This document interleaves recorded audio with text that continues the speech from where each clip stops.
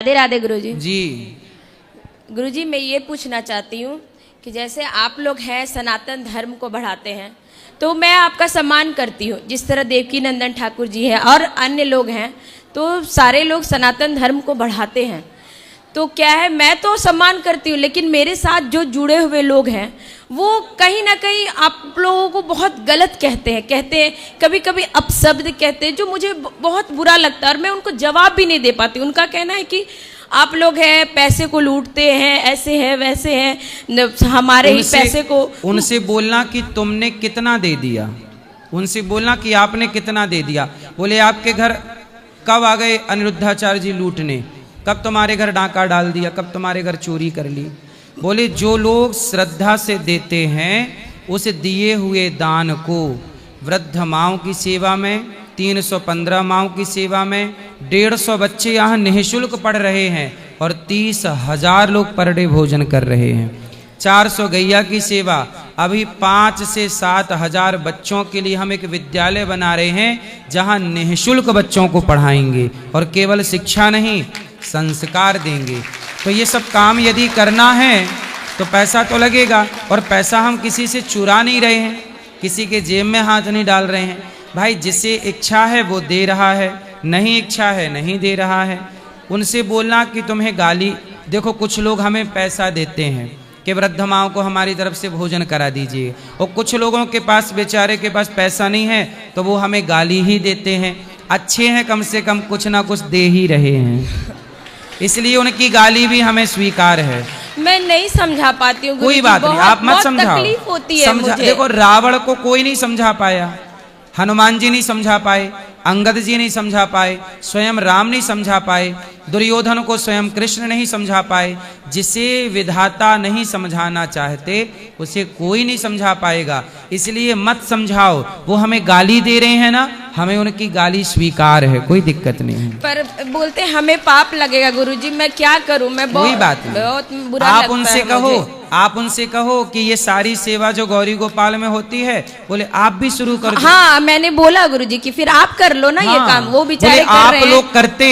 हाँ, यदि हर बेटा अपने माँ बाप की सेवा करता तो हमें वृद्धाश्रम बनाने की जरूरत ही ना पड़ती। तो जब बेटा अपने कर्तव्य को भूल गया, बेटियां अपने कर्तव्य को भूल गईं, यहाँ देखो ना माएँ रहती हैं। अभी एक माँ हॉस्पिटल में है, 3 बेटे हैं माँ के और 1 बेटी है।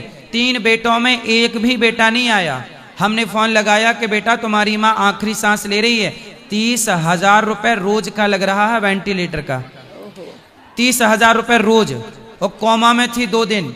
जब कोमा से जागी तो मैंने बेटों को फोन लगाया कि माता की आंख खुलेगी जब आप सामने रहोगे ना बेटा, तो माँ को अच्छा लगेगा कि मेरा बेटा आया है। पर तीनों बेटे नहीं आए, अंतिम सांस चल रही है, देखने नहीं आए। मर जाएंगी तो कंधा देने क्या आएंगे। अब ऐसे माँओं की यदि अपनी औलाद सेवा करती तो फिर हमें वृद्धाश्रम बनाने की जरूरत ही नहीं थी। जब अपने नहीं करेंगे तो किसी को तो करना पड़ेगा ना। हम तो सड़कों से उठा उठा के मैयाओं को ले आते हैं, तो क्या करें। दया है, सेवा करने का भाव है। अब इस पर कोई गाली दे तो देता रहे, हमें उनकी गाली भी स्वीकार है। सही बात। इतना करने के बाद भी यदि जमाना गाली ही दे तो कोई, आप सीता माँ को कौन सा समाज ने पुष्प डाला चरणों में, समाज ने तो उनको भी ना अपमानित किया। तो जब जगत ने माता सीता का अपमान किया तो मैं कौन हूं, मेरा अपमान क्यों नहीं करेंगे। कुछ लोग करेंगे, कुछ लोग सम्मान करते हैं तो कुछ लोग अपमान भी करेंगे। जीवन में जहां सम्मान है वहां अपमान भी है, इसलिए हमें कोई आपत्ति नहीं है कि कोई हमें गाली दे रहा है, हमें बुरा नहीं लगता।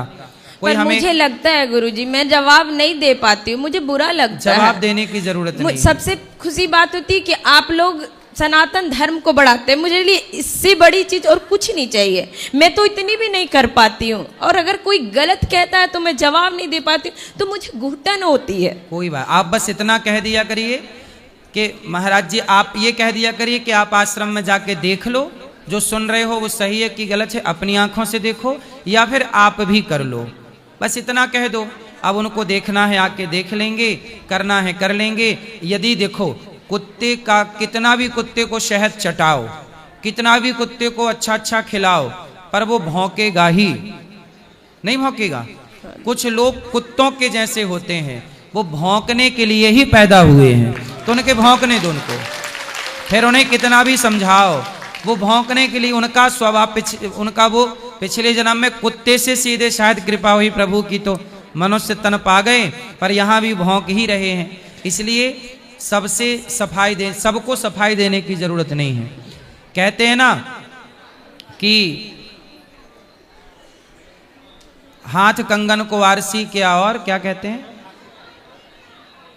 क्या पढ़े लिखो को फारसी क्या? हाथ कंगन को वारसी क्या और पढ़े लिखे को फारसी क्या? बस। तो जो है गौरी गोपाल में वो सबको दिख रहा है, अब उनको नहीं दिख रहा है तो उनकी आंखों में दोष है, उन्हें मोतियाबिंद हुआ है, उनकी दिक्कत है वो। और गुरुजी एक और सवाल, जैसे लोग कहते हैं ना कि एक माला अगर हम वृंदावन में करते हैं तो उसके करोड़ों गुना फल मुझे मिलते हैं, तो अगर मैं 33 माला करती हूँ तो 33 करोड़ गुना फल मिले, तो कहते हैं जब 33 गुना जब फल मिलते हैं तो 33 कोटि देवी देवताओं का दर्शन होता है, तो क्या अगर मैं 33 माला करूं तो 33 कोटि देवताओं के दर्शन हो जाएंगे? देवताओं के चक्कर में ना पड़िए, मुझे कृष्ण तुलसीदास जी स्पष्ट कहते हैं, और देवता चित्त न धरई, एक भगवान श्री हरि के दर्शन कर लो, श्री कृष्ण के, भगवान श्रीमन नारायण के, उनका स्मरण हो जाए तो उनमें ही संपूर्ण देवी देवताओं का वास है। कृष्ण का ही दर्शन, तो भगवान का दर्शन होगा। प्रेम बनाए रखिए, राधे होगा। राधे, राधे राधे।